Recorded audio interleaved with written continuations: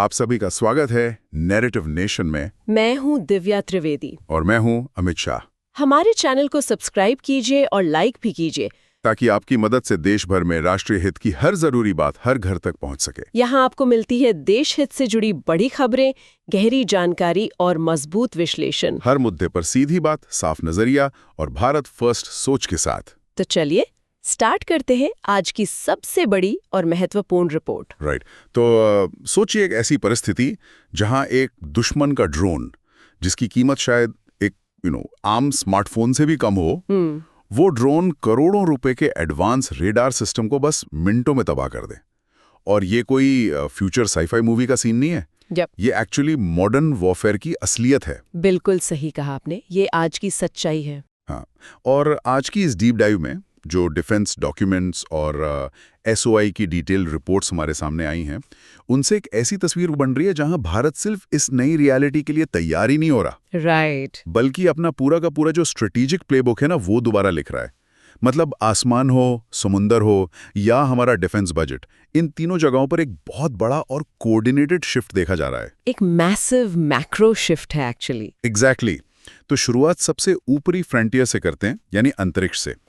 Axiom 4 mission की हम बात करेंगे, जो लगातार हेडलाइंस में बना हुआ है। हाँ, जो एक्सियोम 4 मिशन है, हालांकि इसको मई 2025 के लिए रीशेड्यूल किया गया है, क्योंकि ह्यूमन स्पेस फ्लाइट में सेफ्टी मार्जिन्स के साथ कोई कॉम्प्रोमाइज नहीं हो सकता। हाँ बिल्कुल, सेफ्टी सबसे पहले है, स्पेशली स्पेस में। लेकिन देखिए, यहाँ सबसे बड़ा फोकस इसरो द्वारा इस मिशन के लिए इन्वेस्ट किए गए 550 करोड़ रुपए पर है। मतलब 550 करोड़। ये थोड़ा बहुत बड़ा अमाउंट नहीं लगता सिर्फ एक मिशन के लिए? देखिए, सतह पर ये 550 करोड़ रुपए का आंकड़ा सिर्फ एक महंगे टिकट की कीमत लगता है। लेकिन अगर इस मिशन के कोर साइंटिफिक ऑब्जेक्टिव्स को हम डीपली एनालाइज करें तो पिक्चर बिल्कुल अलग निकल कर आती है। अच्छा, तो इसके अंदर क्या चल रहा है एग्जैक्टली?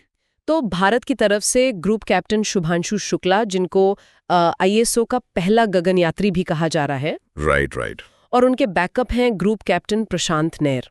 ये दोनों इंटरनेशनल स्पेस स्टेशन यानी आईएसएस जाने वाले हैं और वहां 14 दिन बिताकर 7 माइक्रोग्रेविटी एक्सपेरिमेंट्स कंडक्ट करेंगे। Wait, microgravity experiments? मतलब वहां ग्रेविटी नहीं है तो एक्सपेरिमेंट्स कैसे अलग होंगे? वही सबसे इंटरेस्टिंग पार्ट है। इस माइक्रोग्रेविटी रिसर्च का मैकेनिज्म समझना बहुत जरूरी है। देखिए, धरती पर जो गुरुत्वाकर्षण है यानी ग्रेविटी, वो हर केमिकल रिएक्शन और फ्लूइड डायनामिक्स को अफेक्ट करती है ना? हाँ, ऑब्वियसली। ग्रेविटी की वजह से सेडिमेंटेशन होता है, कन्वेक्शन करंट्स बनते हैं। लेकिन आईएसएस पर जहां लगातार एक फ्री फॉल या जीरो ग्रेविटी जैसा माहौल होता है, वहां प्रोटीन्स और कॉम्प्लेक्स मॉलिक्यूल्स बिल्कुल परफेक्ट, एकदम सिमेट्रिकल शेप में क्रिस्टलाइज होते हैं। ओह वाह! मतलब धरती पर जो चीजें नेचुरली परफेक्ट नहीं बन सकती ग्रेविटी की वजह से, वो वहां बनेंगी। एग्जैक्टली। और इसका सीधा असर आने वाले दशकों की बायोटेक्नोलॉजी और हाईटेक मैन्युफैक्चरिंग पर पड़ने वाला है। जब परफेक्ट प्रोटीन क्रिस्टल्स बनते हैं तो उनकी मॉलिक्यूलर स्ट्रक्चर को मापना आसान हो जाता है। अच्छा, तो इसका मेडिकल फील्ड में कोई फायदा होगा? बहुत बड़ा फायदा। इस डेटा से कैंसर और दूसरी ऐसी बीमारियों की टारगेटेड दवाइयां डिजाइन की जा सकती हैं, जिन्हें धरती की ग्रेविटी में फॉर्मुलेट करना लगभग नामुमकिन है। ओह, तभी इतना पैसा लग रहा है। हाँ, और सिर्फ मेडिकल नहीं, माइक्रोग्रेविटी में फाइबर ऑप्टिक केबल्स बिना किसी इम्प्योरिटीज या माइक्रोस्कोपिक डिफेक्ट्स के बनाए जा सकते हैं। तो ये जो 550 करोड़ रुपए हैं, ये सिर्फ अंतरिक्ष में झंडा गाड़ने का खर्च नहीं है। ये एक तरह से फ्यूचर इकोनॉमी का टिकट है। बिल्कुल, ये ग्लोबल बायोटेक और मटेरियल साइंस की आने वाली $multi-billion इकोनॉमी में भारत का अर्ली एक्सेस पास है। और सबसे इंपॉर्टेंट बात, ये सीधा हमारे 2027 के मिशन गगनयान का फाउंडेशन है। तो एक एनालॉजी दूं, ये 550 करोड़ का टिकट उस ब्रांड न्यू कार के टेस्ट ड्राइव की तरह जो हम 2027 में खुद चलाने वाले हैं ना? हाँ, ये बहुत सही कंपैरिजन है, क्योंकि देखिए, आत्मनिर्भरता अचानक से नहीं आती, उसके लिए प्रूवन ऑपरेशनल डेटा चाहिए होता है। राइट, एक प्रैक्टिकल एक्सपीरियंस चाहिए होता है। एग्जैक्टली। स्पेस आइसोलेशन का जो साइकोलॉजिकल प्रेशर है, या लाइफ सपोर्ट सिस्टम्स का बिहेवियर, और माइक्रोग्रेविटी में हाई स्टेक्स एक्सपेरिमेंट्स करना, ये सब किसी ग्राउंड सिमुलेटर में 100% रिक्रिएट नहीं किया जा सकता। सही बात है। धरती पर बैठकर आसमान का प्रेशर कैसे समझेंगे? तो जब 2027 में गगनयान लॉन्च होगा तब ISRO के पास सिर्फ थियोरेटिकल मॉडल्स नहीं होंगे बल्कि इस एक्सियम 4 मिशन से आया हुआ सॉलिड एम्पिरिकल डेटा होगा। मतलब हम पहले से कंप्लीटली प्रिपेयर्ड होंगे। हाँ, ये एक प्योरली कैपेबिलिटी बिल्डिंग एक्सरसाइज है जो लॉन्ग टर्म स्ट्रेटेजिक ऑटोनॉमी को इंश्योर करती है। लेकिन देखिए, इन सब एडवांस मिशंस और कैपेबिलिटी बिल्डिंग के लिए एक चीज लगातार चाहिए, डीप पॉकेट्स, यानी पैसा और एक बहुत रिजिलिएंट फाइनेंशियल स्ट्रक्चर। बजट की बात कर रहे हैं आप। हाँ, क्योंकि एक स्पेस मिशन पर इतना बड़ा खर्च उस बहुत बड़े मैक्रो इकोनॉमिक शिफ्ट का सिर्फ एक छोटा सा हिस्सा है जो हमारे एक्चुअल डिफेंस और स्ट्रैटेजिक बजट में आकर ले रहा है। राइट। अगर हम रिपोर्ट्स देखें, स्पेसिफिकली SOI की रिपोर्ट, हाँ, SOI की रिपोर्ट बहुत डिटेल्ड है इस पर। तो इंडिया का डिफेंस बजट अब दुनिया में 5वें नंबर पर आता है। फाइनेंशियल ईयर 25 के लिए लगभग $80 बिलियन का बजट है। राइट। हालांकि ये हमारी GDP का सिर्फ 2% है। राइट, जो कि ग्लोबल स्टैंडर्ड से थोड़ा कम लगता है। कम लगता है, लेकिन नंबर से ज्यादा ध्यान देने वाली बात इस फंड की कंप्लीटली बदलती हुई ट्रेजेक्टरी है। सबसे बड़ा बदलाव जो आया है वो कैपिटल आउटले में है, यानी नए हथियार और टेक खरीदने वाला हिस्सा। एग्जैक्टली जो ट्रेडिशनली हमेशा रेवेन्यू एक्सपेंडिचर के दबाव में रहता था, वो अब ड्रास्टिकली स्केल हो रहा है। FY25 में जो हिस्सा 25% पर है, उसके FY47 तक 36% होने की उम्मीद है। देखिए, इस 11% के शिफ्ट के इम्प्लीकेशंस इकोनॉमी और डिफेंस पोस्चर दोनों के लिए मैसिव है। कैसे? थोड़ा इसको ब्रेक डाउन कीजिए। एक समय था जब हमारी defence strategy primarily defensive protectionism पर आधारित थी। मतलब सिर्फ अपना बचाव करना। हाँ, बजट का एक बहुत बड़ा हिस्सा सिर्फ सैलरीज, डेली लॉजिस्टिक्स और पुराने सोवियत एरा सिस्टम्स को एक्टिव रखने में निकल जाता था, जिसे हम रेवेन्यू एक्सपेंडिचर कहते हैं। राइट, मतलब रूटीन खर्चों में पैसा निकल जाता था। नेक्स्ट जेन फाइटर प्रोटोकॉल्स और R&D पर जा रहा है। मतलब हम एक मजबूत किले की दीवार खड़ी कर रहे हैं, ना कि सिर्फ अपने घर के बाहर एक नया कैमरा लगा रहे हैं। बहुत खूब, बिल्कुल यही हो रहा है। हम बेसिकली एक रिएक्टिव स्टैंड से निकलकर एक स्ट्रेटेजिक असर्टिवनेस को अपना रहे हैं। पर एक पुशबैक मैं यहाँ दूंगा। हम बजट तो बढ़ा रहे हैं, लेकिन क्या हम एक्चुअली स्मार्टर तरीके से खर्च कर रहे हैं या सिर्फ पुरानी टेक्नोलॉजी पर ही पैसे बहा रहे हैं? नहीं, स्मार्टेस्ट तरीके से खर्च हो रहा है। इस शिफ्ट का जो रिपल इफेक्ट है वो सबसे पहले हमारे डोमेस्टिक डिफेंस मैन्युफैक्चरर्स को हिट करेगा। डोमेस्टिक प्लेयर्स को। हाँ, क्योंकि जब तक सिस्टम इंपोर्टेड हार्डवेयर पर रिलाई करता था, पैसा देश के बाहर फ्लो होता था। पर अब कैपिटल एक्सपेंडिचर बढ़ने और इंपोर्ट्स रिस्ट्रिक्ट होने से प्राइवेट प्लेयर्स के लिए एक परमानेंट अर्निंग्स टेलविंड क्रिएट हो गया है। अच्छा, मतलब अब पैसा देश के अंदर ही घूमेगा। एग्जैक्टली।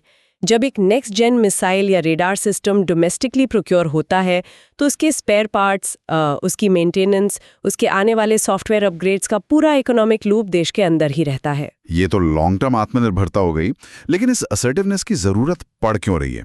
अगर हम अपने पड़ोसी इलाकों को देखें, स्पेसिफिकली इंडियन ओशन में, वहां तो खतरा लगातार बढ़ रहा है। वही मैं कह रहा हूँ, वहाँ मैरीटाइम थ्रेट्स का पूरा डायमेंशन बदल चुका है। बिल्कुल, इंडियन ओशन की जियोपॉलिटिक्स अब एक बिल्कुल नए इक्विलिब्रियम पर चल रही है। अगर आपको याद हो, चाइना की जो सर्वेलेंस स्पाई शिप थी UN Wong 5, हाँ, जो श्रीलंका के हम्बनटोटा पोर्ट पर आई थी, उसने तो काफी कंट्रोवर्सी क्रिएट की थी। वो आना इस नई रियलिटी का सबसे क्लियर इंडिकेटर था। देखिए, इस क्लास की शिप्स सिर्फ समुद्री आवाजाही मॉनिटर करने के लिए नहीं होती। इनकी स्पेसिफिकेशंस पर ध्यान दीजिए। किस तरह की स्पेसिफिकेशंस? इनका एरियल ट्रैकिंग फुटप्रिंट लगभग 750 किलोमीटर तक फैला हुआ होता है। 750 किलोमीटर? वेट, इसका मतलब वो वहां से हमारे बॉर्डर्स के अंदर तक देख सकते हैं? एग्जैक्टली। हम्बनटोटा में खड़ी एक शिप टेक्निकली अपने सेंसर्स से सिर्फ ओशन वेव्स रिकॉर्ड नहीं कर रही है, वो हमारे सदर्न पेनिनसुला पर नजर रखे हुए है। ओह, मतलब जहां हमारे एटॉमिक रिसर्च सेंटर्स और मिसाइल टेस्टिंग फैसिलिटीज हैं? हाँ, जब अब्दुल कलाम आइलैंड से अग्नि क्लास की लॉन्ग रेंज मिसाइल्स का टेस्ट फायर होता है, तो उसकी टेलीमेट्री, उसकी फ्लाइट ट्रैजेक्टरी और उसके रेडार सिग्नेचर्स को ये सर्वेलेंस शिप्स वहां बैठे बैठे ट्रैक कर सकती हैं। ये तो सीधा सीधा हमारी सिक्योरिटी पर एक बहुत बड़ा रिस्क है ना? और सिर्फ इतना ही नहीं, सबमरीन कम्युनिकेशन केबल्स और ओशन फ्लोर की टोपोग्राफी भी मैप की जाती है, ताकि फ्यूचर में उनकी न्यूक्लियर सबमरीन्स बिना डिटेक्ट हुए नेविगेट कर सकें। तो इस पे हम कुछ करते क्यों नहीं है? मेरा मतलब, एक एनालॉजी लूं तो ये बिल्कुल वैसा है कि कोई पड़ोसी अपनी काले शीशे वाली कार आपके घर के ठीक बाहर पार्क कर दे, जिसमें हाईटेक कैमरास लगे हों, राइट? हाँ। और कानूनन वो पब्लिक रोड पर है, पर आपकी नींद तो उड़ जाती है ना। तो अगर ये इतना बड़ा थ्रेट है तो क्या इंडिया के पास इसका कोई लीगल तोड़ नहीं है? यही सबसे फ्रस्ट्रेटिंग ग्रे एरिया है डिप्लोमेसी का। 1982 का जो यूएन क्लोज एग्रीमेंट है, UN convention for law of the seas, हाँ, वो इंटरनेशनल वाटर्स और ग्लोबल पोर्ट्स में ऐसी वेसल्स को नेविगेशन राइट्स और पैसेज की पूरी फ्रीडम ग्रांट करता है। चाइना इस लीगल कवर का पूरी तरह से फायदा उठाता है। और श्रीलंका भी उन्हें मना नहीं कर सकता? श्रीलंका के पास उन्हें डिनाई करने का लेवरेज बचा ही नहीं था, क्योंकि हम्बनटोटा पोर्ट बेसिकली चाइना के पास 99 साल के लीज पर है। राइट, वो फेमस डेट ट्रैप डिप्लोमेसी।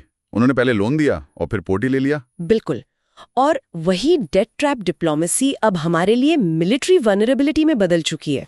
तो अब हमें इस नए नॉर्मल के साथ जीना सीखना होगा, जहां चाइना की शिप्स हमेशा इंडियन ओशन में रहेंगी। सीखना ही पड़ेगा। एक समय था जब इंडियन ओशन पर हमारा अनडिस्प्यूटेड एक्सक्लूसिव डोमिनेंस था, पर अब जब सामने वाले के पास 350 से ज्यादा वॉरशिप्स का एक्टिव फ्लीट है, जो by the way US navy से भी बड़ी नेवी है नंबर्स में। बाप रे, 350! हाँ, तो ऐसे में सिर्फ डिप्लोमेटिक प्रोटेस्ट्स और लीगल टेक्नैलिटीज काम नहीं आती। कानून तभी इफेक्टिव होता है जब उसके पीछे उसको इन्फोर्स करने की ताकत हो। तो हम अपनी ताकत कैसे बढ़ा रहे हैं इस सब को काउंटर करने के लिए? इस कंटिन्यूस प्रेजेंस और एस्पियोनाज थ्रेट्स को काउंटर करने का एक ही तरीका है, और वो है एब्सोल्यूट डिटरेंस। यही वजह है कि इंडियन नेवी अब अपनी कन्वेंशनल बाउंड्स को तोड़कर ब्लू वाटर नेवी की कैपेबिलिटीज तेजी से डेवलप कर रही है। ब्लू वाटर नेवी मतलब जो पूरी दुनिया के समुद्र में ऑपरेट कर सके? इसमें इंडिजिनस एयरक्राफ्ट कैरियर यानी आईएससी विक्रांत का आना एक गेम चेंजर माना जा रहा है ना। वो इस ब्रॉडर स्ट्रेटजी का कोर एंकर पॉइंट है, अमित। ओके, पर इस शिप में ऐसी क्या खास बात है? देखिए, विक्रांत की सिर्फ साइज और स्केल ही नहीं, इसकी इंजीनियरिंग स्पेसिफिकेशंस इसकी रियल कैपेबिलिटीज को डिफाइन करती हैं। अच्छा। इस जाइगेंटिक फ्लोटिंग एयरबेस को पावर करने के लिए जीई के यानी जनरल इलेक्ट्रिक के LM2500 मरीन गैस टर्बाइन्स का इस्तेमाल किया गया है। ओके। ये टर्बाइन्स मिलकर 86 मेगावाट्स की रॉ पावर जनरेट करते हैं, जो इस पूरे शिप को 36 नॉट्स की टॉप स्पीड तक ले जाते हैं। 36 नॉट्स? पर एयरक्राफ्ट कैरियर के लिए इतनी स्पीड की जरूरत क्यों है? वो कौन सी रेस लड़ रहे हैं? फिजिक्स का खेल है पूरा। किसी भी आम कमर्शियल शिप के लिए स्पीड उतनी मैटर नहीं करते, लेकिन एक एयरक्राफ्ट कैरियर को 36 नॉट्स की स्पीड इसलिए चाहिए क्योंकि जब एक फुली आर्म्ड हैवी जेट को छोटी सी डेक से आसमान में लॉन्च होना होता है, हाँ, तो कैरियर को पूरी स्पीड से हवा के विरुद्ध चलना पड़ता है। इसे विंड ओवर डेक कहते हैं। वो उसको एक्स्ट्रा लिफ्ट देने के लिए? एग्जैक्टली। इस एक्स्ट्रा लिफ्ट के बिना जेट्स अपने मैक्सिमम पेलोड और वेपन्स के साथ उड़ ही नहीं सकते। गैस टर्बाइन्स की खासियत ही यही है कि वो पुराने स्टीम इंजन्स के मुकाबले इंस्टेंट और रैपिड पावर देते हैं। वाओ, मतलब पूरा इंजीनियरिंग मावल है। और अब हम देख भी रहे हैं कि इंडियन नेवी पूरी दुनिया में अपनी ताकत दिखा रही है, जैसे INS तरकाश अफ्रीका के गल्फ ऑफ गिनी से लेकर फ्रांस के साथ अटलांटिक में ड्रिल्स कर रहा है। हाँ, और पैसिफिक रीजन को मत भूलिए। INS सतपुरा ने हवाई में रिमपैक 22 और ऑस्ट्रेलिया के ककाडू एक्सरसाइजेज में हिस्सा लिया। INS सुमेधा इंडोनेशिया के बाली तक गया था। राइट। लेकिन अब आकाश से समंदर पर नजर रखने का कॉन्सेप्ट भी आ रहा है। सिर्फ वॉरशिप्स काफी नहीं है। सही पकड़ा आपने। एक मॉडर्न स्ट्राइक ग्रुप को लगातार एयर डोमिनेंस की जरूरत होती है, इसलिए इंडियन ओशन रीजन में एयर और सी एसिड्स का सीमलेस इंटीग्रेशन हो रहा है। इसमें मैं उन हाई एल्टीट्यूड प्यूडो सैटेलाइट्स के बारे में पढ़ रहा था, जिनके लिए new space research and tech के साथ डील्स हो रही हैं। ये क्या चीज़ है? ये सूडो सैटेलाइट्स अपने आप में एक टेक्नोलॉजिकल मार्वल है। ये आम ड्रोन्स की तरह नहीं होते, जिन्हें कुछ घंटों में रिफ्यूल करने के लिए नीचे आना पड़े। तो ये कहाँ उड़ते हैं? ये स्ट्रेटोस्फेयर में, यानी हवा के उस ठंडे और शांत लेयर में उड़ते हैं जो मौसम और बादलों से बहुत ऊपर होता है। अच्छा। और सबसे बड़ी बात, ये सोलर एनर्जी को हार्नेस करके महीनों तक एक ही कोऑर्डिनेट पर रुककर कंटिन्यूस सर्वेलेंस प्रोवाइड कर सकते हैं। महीनों तक? वाह। और इसके साथ साथ स्ट्रेटेजिक बॉम्बर्स का रोल भी सामने आ रहा है। हाँ, क्योंकि एक ट्रेडिशनल नेवल स्ट्राइक फ्लीट को किसी स्पेसिफिक मैरीटाइम चोक पॉइंट तक पहुंचने में कई दिन लग सकते हैं, पर एक स्ट्रेटेजिक बॉम्बर हजारों किलोमीटर्स की दूरी कुछ ही घंटों में तय करके डायरेक्टली किसी मोबाइल टारगेट पर स्ट्राइक कर सकता है। तो ये तो फास्ट रिस्पॉन्स और सर्वेलेंस का परफेक्ट लूप हो गया। नेवल वॉरशिप्स भारी फ्रेट ट्रेन्स की तरह हैं और स्ट्रैटेजिक बॉम्बर्स एकदम फास्ट रिस्पॉन्स डिलीवरी ड्रोन्स की तरह। सही एनालॉजी है। लेकिन इस पर मेरा एक बड़ा सवाल है। पूछिए। जब बॉम्बर्स और सूडो सैटेलाइट्स इतनी तेजी से और एक fraction of the cost per सस्ते में ये काम कर सकते हैं, हाँ, तो फिर हम विक्रांत जैसे बड़े हेविली एक्सपेंसिव और महंगी फ्लोटिंग टारगेट्स पर इतना पैसा क्यों लगा रहे हैं? आखिर युद्ध के टाइम पर इतना बड़ा कैरियर दुश्मन के एंटीशिप मिसाइल्स के लिए एक आसान टारगेट बन सकता है ना? कि ओशैनिक रीजन को होल्ड नहीं किया जा सकता। अच्छा, टेरिटरी कंट्रोल नहीं मिलता। एग्जैक्टली। जब एक कैरियर स्ट्राइक ग्रुप किसी रीजन में एंकर करता है तो वो पूरी तरह से उस इलाके का सॉवरेन कंट्रोल एस्टैब्लिश कर लेता है। और थ्रेट का क्या? एक कैरियर कभी अकेला नहीं घूमता। उसके चारों तरफ destroyers, anti submarine stealth frigates और न्यूक्लियर सबमरीन्स का एक हेवी डिफेंसिव बबल होता है। तो उस बबल को तोड़ना मुश्किल है। नामुमकिन के बराबर। वो बबल ना सिर्फ किसी इनकमिंग मिसाइल को इंटरसेप्ट कर सकता है, बल्कि आसपास के हजारों स्क्वायर किलोमीटर्स में किसी भी एनिमी एयरक्राफ्ट को एंटर होने से डिनाई करता है। तो बेसिकली एक टेम्पररी काइनेटिक स्ट्राइक और एक परमानेंट फ्लोटिंग फोर्ट्रेस के बीच का फर्क है। लेकिन यहाँ रियलिटी थोड़ी हार्श भी होती जा रही है मॉडर्न वॉरफेयर में। आप एसिमेट्रिक वॉरफेयर की तरफ इशारा कर रहे हैं। बिल्कुल। ड्रोन्स और बॉम्बर्स की बात हमें युद्ध के नए तरीकों की तरफ ले जाती है। आजकल क्लियर कट युद्ध नहीं होते जहां सिर्फ बड़े वॉरशिप्स लड़ रहे हों। हमने यूक्रेन और मिडिल ईस्ट में देखा है। हाँ, यूक्रेन का जो ऑपरेशन स्पाइडर्स वेब था वो इसका परफेक्ट एग्जाम्पल है। वही, एक रिलेटिवली छोटा देश सस्ते of the shelf commercial part से बने ड्रोन्स का यूज करके एक ग्लोबल सुपर पावर की टैंक फॉर्मेशंस को हिला रहा है। ये तो डेविड और गुलायत की लड़ाई हो गई, जहां डेविड के पास हाईटेक स्लिंग शॉट है। ये एनालॉजी बिल्कुल फिट बैठती है। उन्होंने उन सस्ते ड्रोन से सप्लाई लाइंस को कंप्लीटली क्रिपल कर दिया था। मैं तो इसको मैकेनिकल लोकस्ट यानी टिड्डियों का एक बड़ा स्वार्म मानता हूं, जो एक महंगे और हेवी आर्मर वाले एक्सटर्मिनेटर पर टूट पड़ा हो। और प्रॉब्लम यह है कि दुश्मन के पास रेडार गाइडेड गन्स या हेवी आर्टिलरी हो सकती है, पर आसमान से आते हजारों छोटे डिसेंट्रलाइज्ड ड्रोन्स को आप सिर्फ ब्रूट फोर्स से शूट डाउन नहीं कर सकते। उनका वॉल्यूम ही रेडार को ओवरलोड कर देगा। एग्जैक्टली। एसिमेट्रिक वॉरफेयर का कॉन्सेप्ट ही यही है कि रिसोर्सेज के बीच का मिसमैच इतना ज्यादा हो जाए कि कन्वेंशनल डिफेंस का खर्च अचानक से अनसस्टेनेबल लगने लगे। पर स्पेक्ट्रम की दूसरी तरफ भी तो एक एक्सट्रीम है ना। हाँ, हाइपर एडवांस स्टेल्थ, जैसे यूएस ने अभी ईरान के अंडरग्राउंड फैसिलिटीज पर B-2 स्टेल्थ बॉम्बर्स का यूज किया, बिना किसी डिटेक्शन के। बिल्कुल बिना डिटेक्शन के। ये एसिड्स किसी भी नॉर्मल रेडार पर एक चिड़िया से बड़े नजर नहीं आते। यहाँ वॉल्यूम का नहीं, एब्सोल्यूट इनविजिबिलिटी और डीप पेनिट्रेशन का खेल है। तो एक तरफ 50,000 का प्लास्टिक ड्रोन स्वॉर्म और दूसरी तरफ $1 बिलियन स्टेल्थ बॉम्बर। और मॉडर्न मिलिट्री प्लानर्स को इन दोनों से एक ही वक्त पर डील करना पड़ता है। इसलिए एक सेंट्रलाइज्ड डिप्लॉयमेंट मॉडल और एक रोबस्ट मिसाइल शील्ड जरूरी हो जाती है। जैसे हमारा बैलिस्टिक मिसाइल डिफेंस यानी BMD शील्ड का फेज 2, जिसे अब साउथ इंडिया तक प्रॉपर्ली एक्सटेंड किया जा रहा है। सही बात है।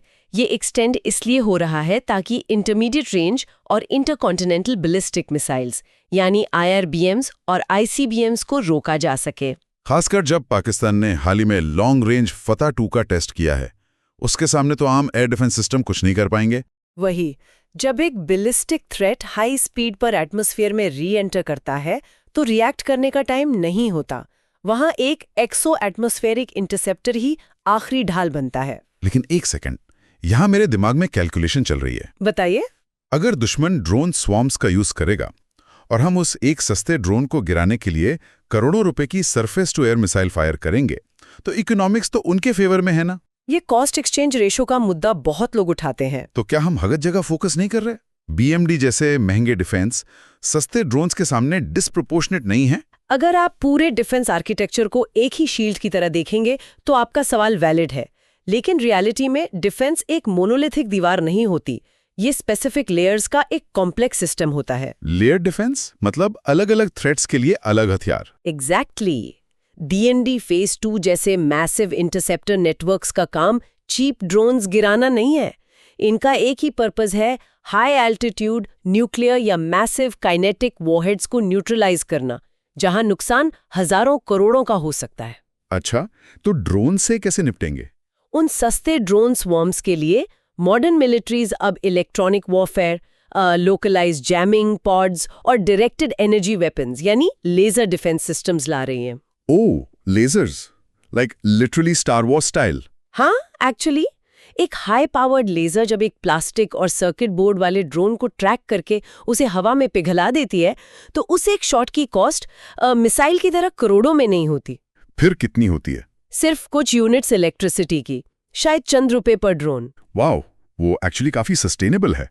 तो सस्ते थ्रेट्स के लिए लेजर्स और बड़े खतरों के लिए इंटरसेप्टर मिसाइल्स, एक परफेक्ट हाइब्रिड आर्किटेक्चर। सही समझे आप। Layered defence for a layered threat landscape. ये पूरा विश्लेषण एक बहुत ही गहरा पर्सपेक्टिव देता है। अंतरिक्ष के वैक्यूम से लेकर समुद्र की गहराइयों तक और आसमान के साइबर नेटवर्क्स तक सब इंटरकनेक्टेड है। लेकिन चर्चा के अंत में मैं अपने लिसनर्स के लिए एक सोचने पर मजबूर करने वाला विचार छोड़ना चाहता हूँ। जरूर। आज हमने देखा कि कैसे अंतरिक्ष के सैटेलाइट्स, समुद्र के एयरक्राफ्ट कैरियर्स और आकाश के ड्रोन्स एक दूसरे से जुड़ गए हैं। लेकिन सोचने वाली बात यह है कि क्या अगला बड़ा युद्ध हथियारों से नहीं लड़ा जाएगा? तो फिर किससे लड़ा जाएगा? डेटा नेटवर्क्स को ब्लाइंड यानी अंधा करके।